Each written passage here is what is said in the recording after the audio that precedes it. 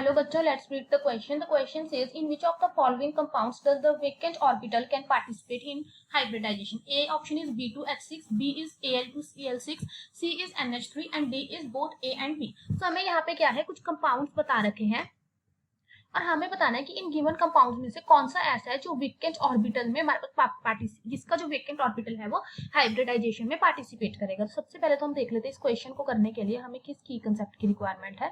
सो इस क्वेश्चन को करने के लिए हमें हाइब्रिडाइजेशन का जो कंसेप्ट है उसके बारे में पता होना चाहिए कि किस तरह से हमारे पास बॉन्डिंग में कैसे इलेक्ट्रॉन्स पार्टिसिपेट कर रहे हैं। सो अगर हम इसमें अपना फर्स्ट केस देखें, सो हमारा जो फर्स्ट है दैट इज B2H6।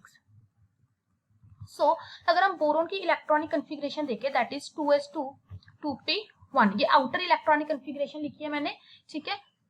सो हमारे पास क्या है, यहाँ पे तीन हमारे पास अनपेयर्ड इलेक्ट्रॉन्स है। सो बेसिकली ये तीनों अनपेयर्ड इलेक्ट्रॉन्स क्या करते हैं, जो हाइड्रोजन है उसके साथ इस तरह से बॉन्ड बना लेते हैं। एक एक इलेक्ट्रॉन H का आएगा और एक एक यहाँ पे है हमारे पास। लेकिन इस केस में अगर हम ऐसे देखें तो हमारे पास बोरोन में 6 इलेक्ट्रॉन है, मींस उसका ऑक्टेट जो है वो कंप्लीट नहीं है। सो क्या होगा, एक और बोरोन आएगा जिसमें हमारे पास इसी तरह के इलेक्ट्रॉन्स होंगे और क्या होगा, यहाँ पे जो बोरोन के ये इलेक्ट्रॉन होता है ये इधर भी इस तरह से शेयरिंग हो जाती है। इट मींस यहाँ पे हुआ क्या है, बोरोन ने क्या किया है, यहाँ पे ये जो इलेक्ट्रॉन एक्सेप्ट किया है वो कहाँ पे किया है, अपने वेकेंट ऑर्बिटल में।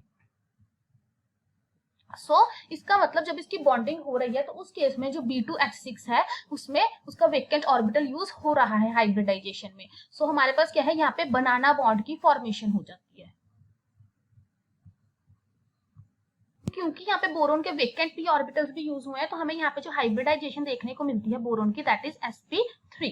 अब अगर हम देखें जो हमारा एल्यूमिनियम है नेक्स्ट जो हमें दे रखा है Al2Cl6। सो एल्यूमिनियम भी हमारे पास सेम बोरोन वाली फैमिली में ही आता है, बोरोन के नीचे आता है। सो इस केस में भी हमारे पास सेम ही होगा, उसकी कन्फिग्रेशन 3s2 3p1 हो जाएगी। सो अगेन बिल्कुल सेम हमारे पास यहाँ पे क्लोरीन है, क्लोरीन है, क्लोरीन है, इधर हमारे पास क्लोरीन होगा, क्लोरीन एंड क्लोरीन। सो ये भी हमारे पास इसी टाइप का बॉन्डिंग कुछ शो करता है और यहाँ पे इसका जो वेकेंट ऑर्बिटल है वो क्या हो जाता है, यूज हो जाता है। सो वेकेंट ऑर्बिटल यूज हो गया। सो इस केस में भी हम क्या कहेंगे, हाइब्रिडाइजेशन में हमारा वेकेंट ऑर्बिटल यूज हुआ। अगेन हाइब्रिडाइजेशन इसकी भी sp3 हो जाएगी क्योंकि बिल्कुल सेम बोरोन की ही फैमिली में हमारे पास आ रहा है।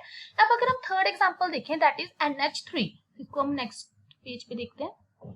सो हमारे पास जो नेक्स्ट क्वेश्चन है वो है NH3। तो इसके लिए अगर हम नाइट्रोजन की कन्फिग्रेशन लिखे दैट इज 1s2 2s2, सो यहाँ पे 2p3 है। सो इस केस में हमारे पास क्या होगा, अगर हम देखें ये 2s के इलेक्ट्रॉन्स है और यहाँ पे हमारे पास 2p के हैं और ये क्या करेगा, इस तरह से हाइब्रिडाइजेशन के बाद ये जो होगी इंटरमिक्सिंग हो जाएगी हमारे पास ऑर्बिटल्स की और इंटरमिक्सिंग के बाद हमारे पास इस तरह से बन जाएगा।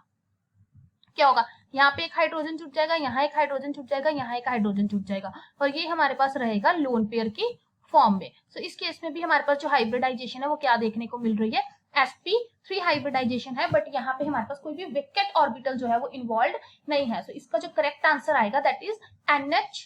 ओके, इसका जो हमसे क्वेश्चन पूछा गया था किस केस में वेकेंट ऑर्बिटल पार्टिसिपेट कर रहा है, सो ए इसका आंसर आएगा बोथ A एंड B, क्योंकि जो A और B है दोनों में ही हमने देखा कि जो वेकेंट ऑर्बिटल है वो हमारा हाइब्रिडाइजेशन में पार्टिसिपेट कर रहा है। Hope you find the answer, best of luck.